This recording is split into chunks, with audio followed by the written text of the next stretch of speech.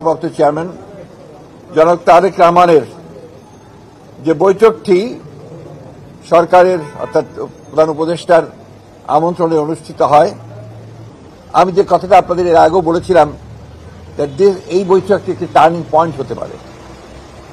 আল্লাহর কাছে অশেষ কৃতজ্ঞতা জানাচ্ছি যে সত্যিকার অর্থেই এই বৈঠকটি একটি টার্নিং পয়েন্ট। ইশতেহার বলবো, যেহেতু ঘোষণা দেওয়া হয়েছে, যে ঘোষণাতে খুব পরিষ্কার করে বলা হয়েছে যে আমাদের দুই নেতার বৈঠকটি ছিল অত্যন্ত সৌহার্দ্যপূর্ণ এবং অত্যন্ত একটা সুন্দর পরিবেশে বৈঠকটি অনুষ্ঠিত হয়।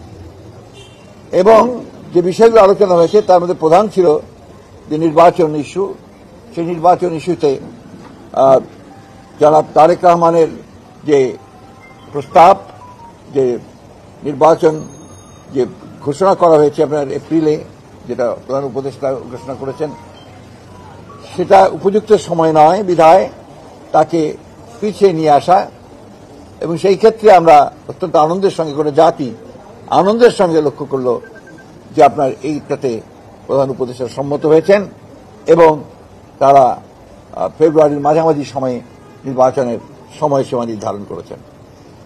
আমি বলবো যে জনাব তারেক রহমান সাহেব আবার প্রমাণ করলেন যে তিনি বাংলাদেশের এই রাজনৈতিক যে দলগুলো রয়েছে, সেই দলগুলোর নেতৃত্ব যারা দিচ্ছেন, তাই সেই নেতৃত্ব যারা দিচ্ছেন তাদের মধ্যে নিঃসন্দেহে রাষ্ট্রনায়কোচিত যে গুণগুলো তার মধ্যে রয়েছে, সেই গুণ তিনি প্রমাণ করেছেন।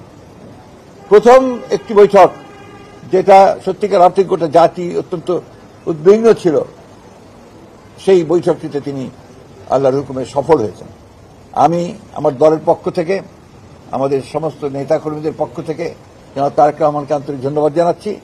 সেই সঙ্গে আন্তরিক কৃতজ্ঞতা জানাচ্ছি প্রধান উপদেষ্টা প্রফেসর ডক্টর মোহাম্মদ ইউনূসকে, যে তিনি অত্যন্ত বিচক্ষণতার সঙ্গে এই সভাটিতে জনাব তারেক রহমানকে আমন্ত্রণ জানিয়ে একটা যে স্টেলমেট ছিল, একটা যে আপনার সব প্রয়োজন হবে, সেটা হচ্ছে যে আপনার সমস্ত অতীতে যে সমস্ত ছোটখাটো আপনার একটু কথাবার্তা হয়েছে, সেগুলোকে ভুলে গিয়ে সামনের দিকে জাতীয় ঐক্যকে আরো দৃঢ় করে এবং যেটা বলা হয়েছে আপনার সমস্যাগুলোকে সমাধান করে নিয়ে আমরা যেন অতি দ্রুত একটা নির্বাচন, যেটা বলা হয়েছে ফেব্রুয়ারির মাঝামাঝি সময়, সেই নির্বাচনে সুষ্ঠুভাবে সুন্দরভাবে যেতে পারি এবং জাতির যে আকাঙ্ক্ষা সেটা পূরণ করতে পারি। এবং এই 15 বছরের